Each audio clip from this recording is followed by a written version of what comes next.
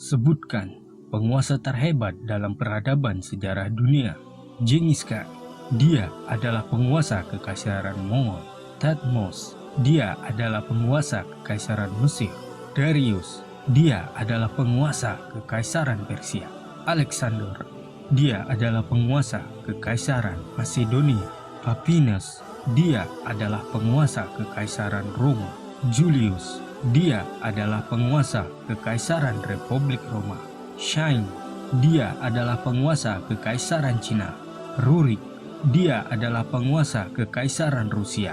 Attila, dia adalah penguasa kekaisaran Han. Charles, dia adalah penguasa kekaisaran Prancis. Dan tahukah kita bahwa para sahabat mulia terdapat seorang prajurit terhebat sepanjang masa. Ia adalah seorang panglima dan seorang penakluk yang tidak pernah kalah di medan pertempuran, menaklukkan kekuatan superpower pada masanya. Seorang sahabat mulia yang dijuluki Saifullah atau Sang Pedang Allah yang terhunus, sebuah nama yang menggetarkan singgasana Persia dan Roma. Sahabat radhiyallahu anhu itu bernama Khalid bin Walid.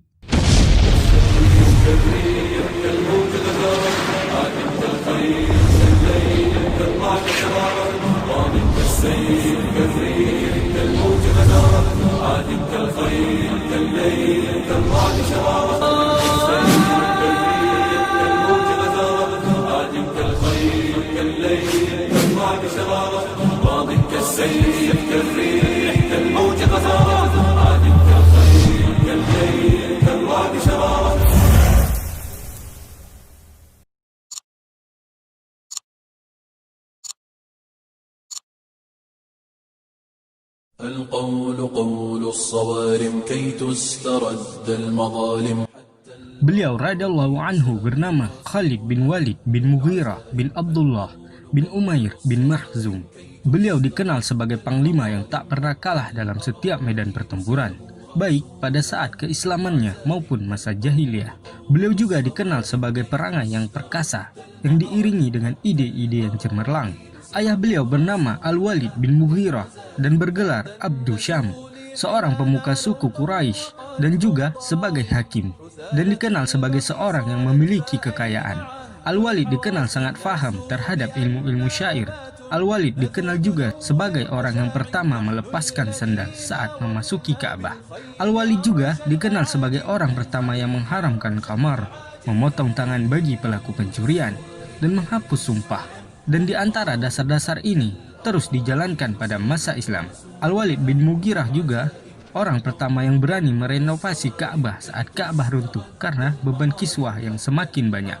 Namun, segala prestasinya tidak menghantarkannya kepada Islam, padahal segala bukti pernah diperlihatkan kepadanya, seperti firman Allah Subhanahu wa Ta'ala, "Biarkanlah aku bertindak terhadap orang yang aku telah menciptakannya sendirian." Al-Quran Surat Al-Mudaththir ayat 11. Ibnu Abbas radhiyallahu anhu berkata, Allah Ta'ala menurunkan sebanyak 104 ayat berkenaan dengan Al-Walid bin Mughirah. Dalam ayat lain Allah Subhanahu wa Ta'ala berfirman, "Aku akan memasukkannya ke dalam neraka Saqar." Al-Quran Surat Al-Mudaththir ayat 26. Sedangkan sang ibu bernama Asma atau dikenal dengan Lubabah kecil, anak dari Al-Harits bin Harb Al-Hilailah. Ibu beliau juga adalah saudari dari Ummul Mukminin Maimunah binti Al-Harits atau istri Nabi Shallallahu Alaihi Wasallam.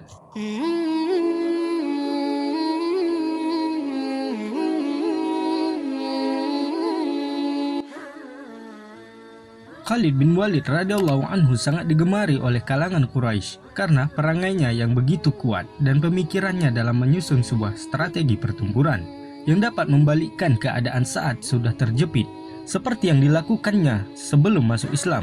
Tepatnya saat perang Uhud, Khalid bin Walid radhiyallahu anhu melesat bagaikan badai dan dapat menerobos titik penting kaum muslimin, yakni saat para pemanah Rasulullah Shallallahu Alaihi Wasallam melanggar perintah agar tetap terjaga di barisan para pemanah. Padahal saat itu Quraisy sudah bercerai-berai, namun bersatu kembali dan berhasil mematahkan serangan muslimin yang membuat banyak para syuhada, seperti sang singa Allah Hamzah radhiyallahu anhu.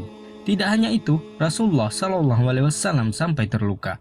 Meskipun demikian, Allah memenangkan pasukan muslimin di mana saat masing-masing pasukan sudah meninggalkan peperangan, Allah memerintahkan 300 orang yang ikut perang Uhud untuk mengejar Quraisy tanpa ada orang baru. Hal ini membuat Quraisy khawatir dan memutuskan untuk kembali ke Mekah. Meski dihormati dan menjadi anak emas di kalangan Quraisy, nikmat pengetahuan yang Allah berikan membuat Khalid berpikir akan agama Islam, di mana orang-orang yang memeluknya tidak pernah gentar dalam mempertahankan agamanya dan selalu memperlihatkan suri tauladan yang baik. Segala yang ia lihat itu selalu menjadi hasrat yang menggelora untuk lebih mengenal agama tauhid ini. Apalagi semenjak saudaranya Al-Walid yang sudah memeluk Islam dan mengabarkan kepada Khalid bahwa Rasulullah SAW selalu menanyakan kabar tentang dirinya. Tepatnya saat Rasulullah SAW masuk ke kota Mekah dalam rangkaian umrah qadha, Al-Walid radhiyallahu anhu ikut bersama dengan sahabat lainnya. Al-Walid mencari-cari Khalid, saudaranya, namun tidak berjumpa. Al-Walid pun meninggalkan sepucuk surat yang berisi, Bismillahirrahmanirrahim, amma ba'd. Sesungguhnya aku tak menemukan sesuatu yang lebih mengherankan daripada jauhnya pikiranmu dari Islam. Engkau seorang yang cerdas, tak seorang pun yang tidak mengenal agama seperti Islam. Aku pernah ditanya suatu kali oleh Rasulullah SAW tentang dirimu. Beliau bertanya, "Man Khalid?" Aku menjawab, "Semoga Allah memberinya hidayah." Beliau bersabda lagi, "Orang seperti Khalid tidak mengenal Islam. Andaikan ia gunakan kehebatan dan ketangguhannya yang selama ini ia gunakan untuk yang lain bersama kaum muslimin, tentu akan lebih baik baginya." Bergegaslah wahai saudaraku untuk menjemput peluang-peluang kebaikan yang sempat luput darimu.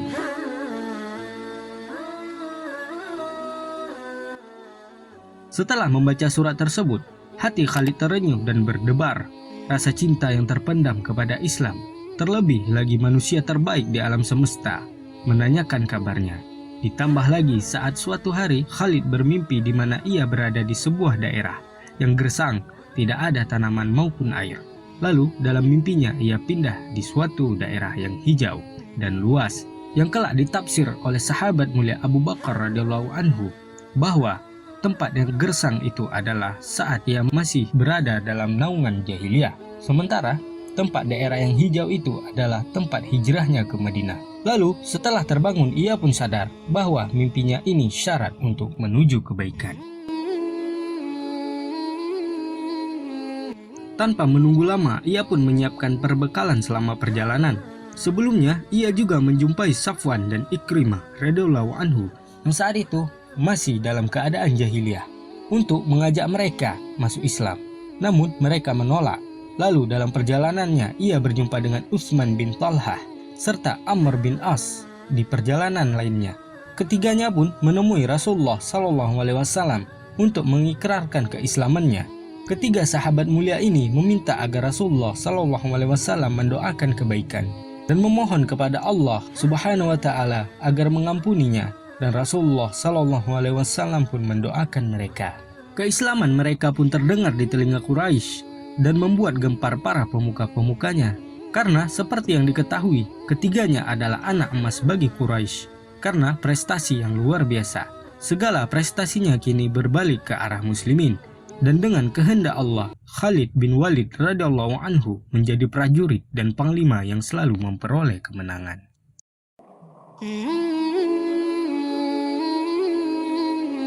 Di masa keislamannya, Khalid banyak mengikuti pertempuran. Bisa dikatakan perjuangannya ditempuh di medan pertempuran demi tegaknya panji kebenaran. Khalid juga menghancurkan patung Uzza saat peristiwa Fathul Mekah, di mana saat ia menghancurkannya, keluarlah sesosok jin wanita yang kedua tangannya menyirami pasir ke arah kepala dan wajahnya. Segera Khalid mengayunkan pedangnya hingga wanita itu binasa. Saat beliau melapor ke Rasulullah SAW, beliau bersabda, "Itulah Uzza dan ia tidak akan pernah disembah lagi selama-lamanya." Dan inilah bukti, wahai saudaraku, bahwa setan itu lemah. Dan jauhkanlah argumen kalian tentang hantu-hantuan yang kalian sorot dengan kamera, seakan-akan kalian mengerti hakikat yang gaib, karena perbuatan itu sangat buruk bagi para penonton, terlebih kaum muslimin. Selain itu, banyak lagi peranan Khalid dalam melakukan segala pertempuran, seperti yang kita kenal dalam pertempuran Yamamah, Hunain, Mu'tah, Yarmouk, dan lainnya, bagaikan elang saat di ketinggian bukit untuk mengawasi musuh, dan seperti halilintar saat menyerbu, serta bagaikan singa buas saat berhadapan dengan lawan. Inilah gambaran yang terlintas di benak Romawi dan Persia kala itu. Hal itu dirasakan kedua negara superpower tersebut saat berhadapan dengan kaum muslimin di medan pertempuran. Meski jumlah mereka jauh lebih besar, namun kekalahan tak dapat mereka hindari. Tidaklah semua itu melainkan karena kehendak Allah dalam melindungi agama ini.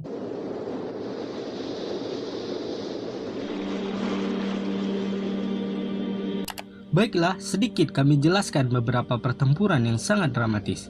Di antaranya ialah pertempuran Mu'tah, di mana kaum muslimin yang berjumlah 3.000 pasukan harus menghadapi 200.000 pasukan gabungan Romawi dan suku Ghassan. Perlu diketahui, awal mula konflik ini dalam sejarah dijelaskan ketika terjadi kesepakatan Hudaybiyah. Rasulullah SAW banyak menuliskan surat-surat yang ditunjukkan ke pemimpin dunia untuk mengajak mereka masuk dalam agama ini. Salah satu di antaranya, Rasulullah SAW mengutus Al-Harits bin Umair Al-Azdi untuk mengantarkan surat kepada pembesar Basrah. Namun di tengah perjalanan, Syurahbil bin Amir Al-Ghassani menjegat utusan Nabi dan membawanya ke hadapan Kaisar di Syam hingga membunuh utusan Nabi SAW. Perlu diketahui, pembunuhan terhadap utusan sebuah tindak kriminal yang tidak diperbolehkan sama sekali, baik dari kerajaan Islam maupun kerajaan non-muslim. Hal ini sangat tercela dan sebuah tantangan tersulutnya sebuah api peperangan. Setelah mendapat kabar wahyu, maka Rasulullah SAW sangat marah dan menyiapkan pasukan yang sangat besar pada masa itu dengan membentuk pasukan sebanyak 3.000 personil yang bernama Zaid bin Haritsah, Ja'far bin Abi Thalib, dan Abdullah bin Rawahah radhiyallahu anhu ajmain, dengan penunjukan secara berkala. Jika Zaid wafat, maka Ja'far menggantikannya, dan jika Ja'far wafat, maka Abdullah bin Rawahah menggantikannya. Selain itu, Rasulullah SAW menetapkan rambu-rambu peperangan seperti tidak boleh membunuh anak-anak, wanita, dan orang tua, serta tidak boleh menyerang tempat ibadah mereka, tidak boleh memotong pepohonan, atau merobohkan sebuah bangunan. Sumber kitab Rahmatan lil Alamin. Sungguh ini sebuah kemuliaan dan memang inilah Islam, bukan seperti orang yang gegabah dan brutal.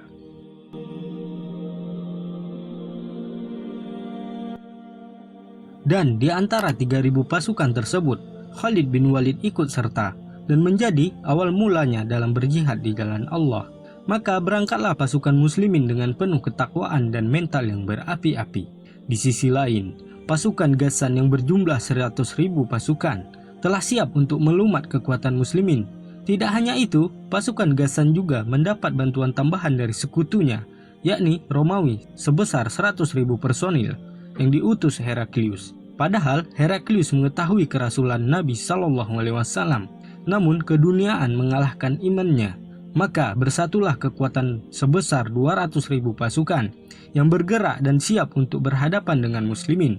Mendengar banyaknya pasukan lawan, kaum muslimin menetap di Ma'an selama 2 hari dan mengusulkan untuk meminta bantuan kepada Rasulullah SAW. Di tengah kebingungan tersebut, maka Abdullah bin Rawahah radhiyallahu anhu tampil untuk membangkitkan semangat perjuangan kaum muslimin. Beliau bersyair, "Wahai kaum muslimin, apa yang kalian takutkan adalah suatu yang kalian cari selama ini, yakni syahid di jalan Allah. Kita memerangi mereka bukan karena jumlah maupun kekuatan kita, akan tetapi kita memerangi mereka karena agama Islam yang dengannya Allah memuliakan kita. Berangkatlah, yang ada hanyalah satu dari 2 kebaikan, kemenangan atau syahid di jalan Allah."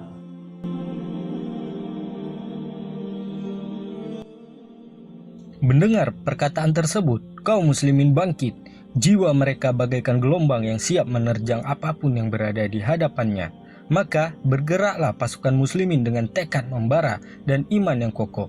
Hingga bertemulah kedua pasukan yang tak sebanding ini di kawasan Yordania atau di Mu'tah. yang terjadi pada 8 Hijriah atau 629 Masehi. Dengan penuh percaya diri, kedua pasukan itu pun bertemu dan pertempuran pun dimulai. Tidak mengenal jumlah dan rasa takut, kaum muslimin maju bagaikan halilintar yang menyambar. Zaid bin Haritsah radhiyallahu anhu terus maju ke dalam dan menumbangkan lawannya satu demi satu. Dengan membawa panji Rasulullah, tentulah ia menjadi target lawannya. Maka beliau pun terkepung dan syahid saat sebuah tombak terlontar dan mengenai tubuh mulia. Dengan segera Ja'far bin Abi Thalib menyambar tonggak panji Rasulullah sebelum jatuh ke tanah. Dengan gagah perkasa, beliau terus mengayunkan pedangnya, menangkis segala serangan hingga terkepung. Musuh berhasil menebas lengannya, tapi semangat juang belum usai. Beliau terus memeluk panji tauhid itu dengan lengan satunya. Musuh pun menebas lagi lengan keduanya. Beliau radhiyallahu anhu terus berjuang agar bendera tersebut tidak jatuh. Beliau menjepit bendera tersebut hingga akhirnya beliau pun syahid di jalan Allah. Melihat hal tersebut, Abdullah bin Rawahah maju ke medan laga dengan keadaan ragu-ragu sambil menggenggam bendera di tangannya. Beliau pun bersyair demi memecahkan keraguannya. Aku bersumpah wahai jiwa, turunlah dengan cara terpaksa atau taat. Biarkan manusia berteriak dan menghina, sedang aku tidak melihatmu enggan masuk surga. Abdullah bin Rawahah mulai maju menyerang dengan tekad baja. Seperti biasa dalam suatu peperangan, yang menjadi target utama ialah sang pemegang panji. Maka Abdullah bin Rawahah pun terkepung dan syahid. Melihat ketiga panglima terbaik gugur, pasukan muslimin pun bercerai-berai. Abu Rafi menjelaskan sebuah kekalahan yang belum pernah terjadi, di mana banyak pasukan berlarian tanpa arah. Hal paling dramatis pun terjadi. Salah seorang sahabat mulia bernama Thabit bin Arqam radhiyallahu anhu melesat dan berjuang untuk mengambil bendera yang sudah terjatuh. Seraya berkata, "Wahai muslimin, angkatlah bendera ini." Namun tidak ada yang mampu. Dan dengan inisiatif dan penuh pertimbangan, demi bersatunya kembali kekuatan yang bercerai-berai, maka beliau pun melihat seseorang yang diyakini pantas menerima dan membalik keadaan tersebut. Terlintaslah pandangan kepada seorang sahabat mulia, dan beliau pun menyerahkannya kepada Khalid bin Walid radhiyallahu anhu.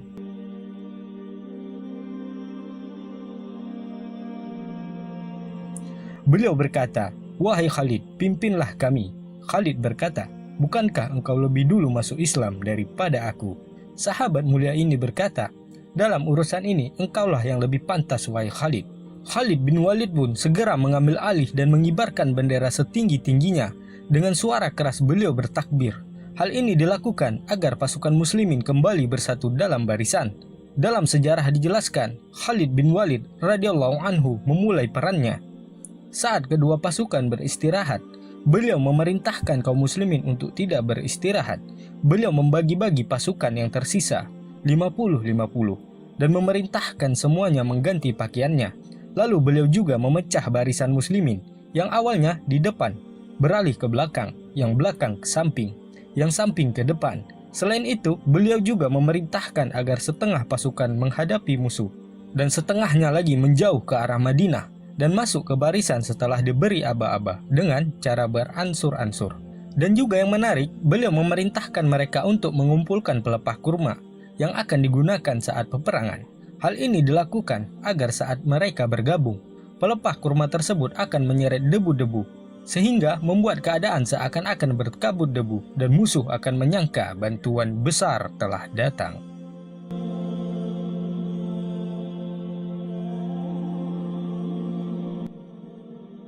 Perlu diketahui, Rasulullah SAW saat itu menceritakan apa yang terjadi sedetail-detailnya, karena Allah mengabarkannya lewat wahyu. Rasulullah SAW bersabda, "Yang pertama memegang bendera adalah Zaid, lalu ia gugur. Kemudian diambil oleh Ja'far, lalu ia gugur. Lalu diambil oleh Abdullah bin Rawahah, dan ia juga gugur. Kedua mata beliau meneteskan air mata. Beliau SAW melanjutkan sabdanya, akhirnya bendera dipegang oleh sang pedang Allah hingga Allah memberi kemenangan atas mereka." Informasi itu berdasarkan wahyu yang beliau terima. Kemudian beliau SAW sampaikan kepada orang-orang Madinah sebelum mereka mendapatkan informasi tentang perang Mu'tah. كالسيف كالريح كالموج غزارة عاد كالخيل كالليل كالرعد شرارة ماض كالسيف كالريح كالموج غزارة عاد كالخيل كالليل كالرعد شرارة مقدام يطلب ثارة. Singkat cerita, pertempuran pun kembali berkecamuk. Pasukan lawan yang jumlah lebih besar terbukti belum mampu untuk menang dan menjadi pukulan mental untuk mereka. Strategi pun dimulai sesuai taktik yang sudah direncanakan. Biasanya, selepas subuh kaum muslimin langsung menyerang, namun Khalid merubahnya sampai waktu duha. Hal ini dilakukan agar pasukan Romawi terkecoh saat melihat pasukan muslimin. Seakan-akan pasukan muslimin sudah berkurang banyak, sementara pasukan muslimin lainnya telah siap menunggu aba-aba. Tanpa ragu, kaum muslimin menyerang terlebih dahulu. Hal ini membuat pasukan Romawi terkejut. Bagaimana jumlah kecil berani menyerang duluan? Tidak lama kedua pasukan ini berhadapan. Pasukan yang telah dipersiapkan diberi aba-aba untuk bergabung secara beransur-ansur. Sejauh mata memandang, mereka datang bagaikan badai, di mana debu-debu bertebaran, dan suara kuatnya gemuruh hentakan kuda yang seakan-akan berlari dengan penuh semangat. Pasukan Romawi pun terkecoh. Mereka menyangka pasukan muslimin telah mendapat bantuan besar, padahal itu adalah orang yang sama.